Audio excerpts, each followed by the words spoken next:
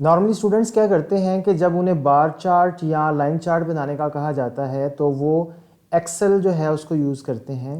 Excel जो है उसको यूज़ करना बुरा नहीं है, लेकिन उसमें जो है वो इमेज की क्वालिटी जो है वो इफ़ेक्ट होती है। और दूसरा उसमें ये मसला होता है कि आपका जो अगर आप उसको चेंज करना पड़ेगा आपको, तो आपको एक अलग से सॉफ्टवेयर जो है उसमें जाके चेंज करना पड़ेगा। तो यहाँ पे हमारा ऑब्जेक्टिव ये है कि हम लाइन और बार चार्ट्स को विदिन लेटेक्स जो है लेटेक्स के कोड को यूज़ करके किस तरह से जनरेट कर सकते हैं। तो अभी हम जो देखेंगे कोड्स वो थोड़े से यूँ कह लें कि थोड़ा सा हमको समझना थोड़ा मुश्किल हो जाएगा, इन अ सेंस कि उस पर थोड़ा टाइम लगेगा। लेकिन हम सिंपल उसमें चीज़ें देखेंगे, मेन चीज़ें सिर्फ देखेंगे, बाकी कोड की डिटेल में नहीं जाएंगे, जहाँ से हम उसको चेंज करके तो उसकी जो लुक है उसको चेंज कर सकते हैं। अल्टीमेटली आपको इस तरह की जो फिगर्स हैं या ग्राफ्स वगैरह हैं, इनको जनरेट करवाने के लिए LLMs को जो है वो प्रॉम्प्ट देना पड़ेंगे, रीआइट्रेट करना पड़ेगा। लेकिन अभी हम एक सिंपल एग्जांपल जो है उससे स्टार्ट करते हैं।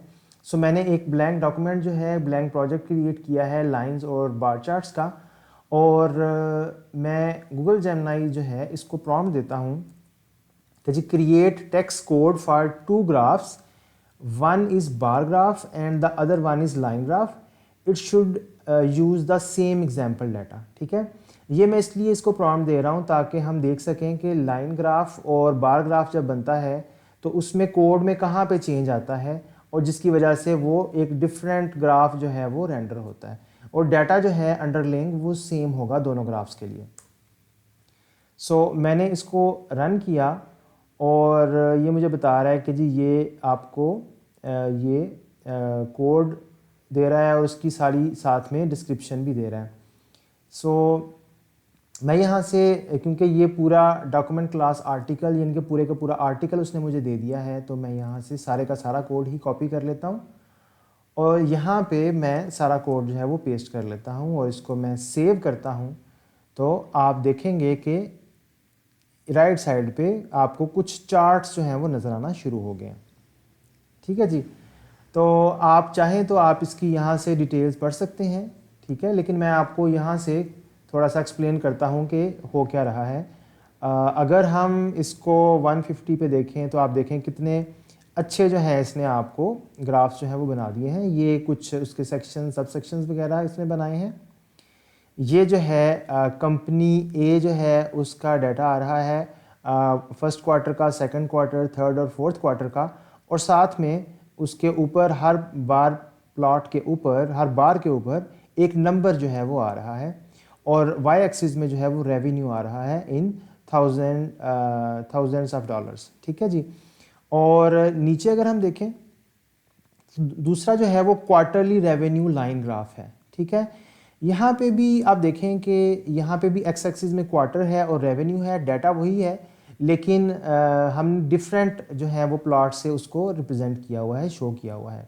सो यहाँ पे आप देखें कि जो लेजेंड है वो नीचे आ रहा है और यहाँ पे जो लेजेंड है वो इसके अंदर आ रहा है। ठीक है, तो ये सारी जो कॉन्फ़िगरेशंस हैं हम खुद भी सेट कर सकते हैं, लेकिन अभी के लिए LLM ने कुछ इस तरह से इसको कॉन्फ़िगर किया है, इस तरह से इसका कोड जनरेट किया है। सो यहाँ पे देखें कि Q1 जो है वो उसकी वैल्यू 12 है, तो यहाँ पे भी 12 है। ठीक है जी, तो ये आप समझ आ गई आपको कि ये सेम डाटा पे दोनों बने हैं। अच्छा, अब यहाँ पे देखें कि ये बहुत हाई क्वालिटी हैं। यहाँ पे जितना भी हम इसका साइज़ बढ़ा देंगे, ये फ़ॉन्ट जो है ये इसके अंदर ही लिखा हुआ है, ये इमेज नहीं है, ये बाकायदा एक ग्राफ है जो कि लेटेक्स के कोड से जनरेट हुआ है। ठीक है जी, अब हम थोड़ा सा इसका कोड जो है उसको समझ लेते हैं। तो कोड में ये देखें कि पहली चीज़ यहाँ पे देखें कि जी ये UTF-8 के लिए जो है वो इसमें कुछ इसने ऐड किया है, इनपुट एनकोड किया हुआ है। यूज़ पैकेज जो PGF प्लॉट्स मैंने आपको बताया था लास्ट वीडियो के अंदर, वही जो है पैकेज वो इसमें यूज़ हो रहा है, और यहाँ पे बताया जा रहा है कि स्पेसिफिक कौन सा वर्जन जो है वो PGF प्लॉट का यूज़ करना है। ये बेसिकली कंपैटिबिलिटी के लिए हमें ऐड करना होता है। इसके बाद एक सेक्शन बना हुआ है, क्योंकि इसके साथ स्टैटिक है तो सेक्शन का नंबर नहीं आएगा। उसके बाद बार ग्राफ है, उसमें सब सेक्शन है, क्वार्टरली रेवेन्यू बार ग्राफ है। ठीक है जी, ये उसका सब सेक्शन है। और नीचे देखें वही जैसे मैंने आपको बताया था कि टेक्स्ट पिक्चर का एक एनवायरनमेंट हमने क्रिएट करना होता है और उसके अंदर एक एक्सिस का एनवायरनमेंट हमने क्रिएट करना होता है।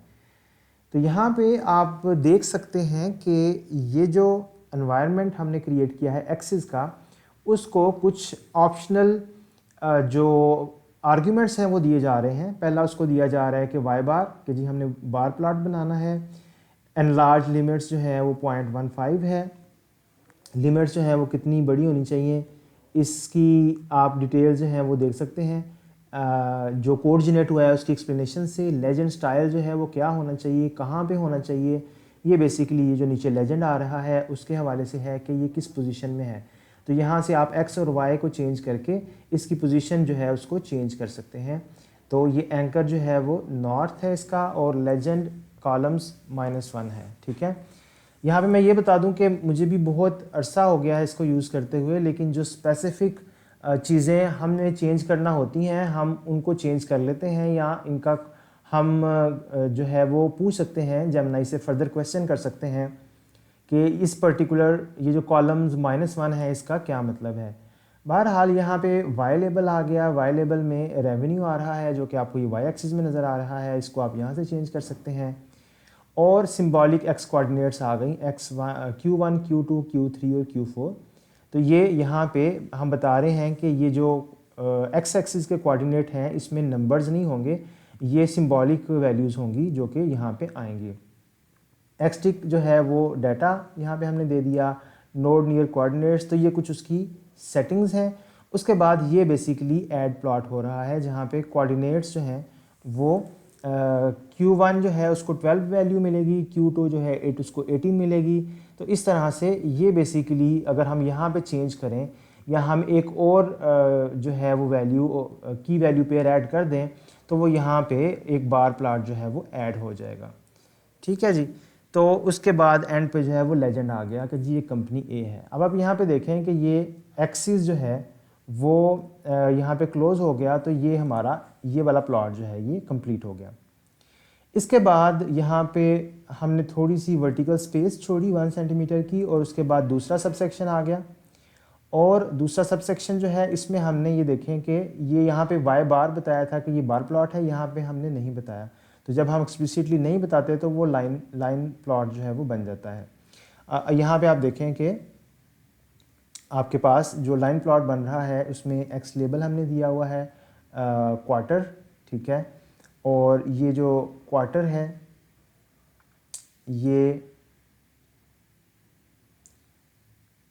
ये जो क्वार्टर है ये हमारा एक्स लेबल है, और वाई लेबल जो है हमारा वो रेवेन्यू है उसी तरह से। और सिंबॉलिक एक्स कोऑर्डिनेट्स हैं, एक्सटिक डाटा है, ग्रिड जो है वो इसमें ग्रिड भी नज़र आ रही है हमें।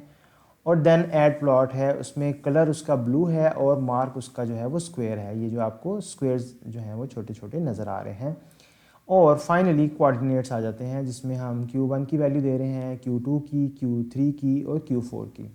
ठीक है जी, तो इस तरह से आप जो बार प्लॉट कह लें या लाइन प्लॉट कह लें वो आप इजीली जो है वो क्रिएट कर सकते हैं। इसमें मज़े की बात यह है कि आप बार प्लॉट या लाइन प्लॉट जो भी क्रिएट करना चाह रहे हैं, आप LLM को साथ में अपने रिज़ल्ट्स दे दें, जो भी आपके एक्सपेरिमेंट्स के रिज़ल्ट्स हैं आप एक्सेल शीट दे दें या एक्सेल से डायरेक्टली कॉपी करके पेस्ट कर दें। उससे बताएं कि ये मेरे जो हैं रिज़ल्ट्स हैं और इसकी बेस पे मुझे बार प्लॉट चाहिए, बार ग्राफ चाहिए या मुझे लाइन ग्राफ जो है वो चाहिए, तो वो आपको उस तरह से क्रिएट कर देगा।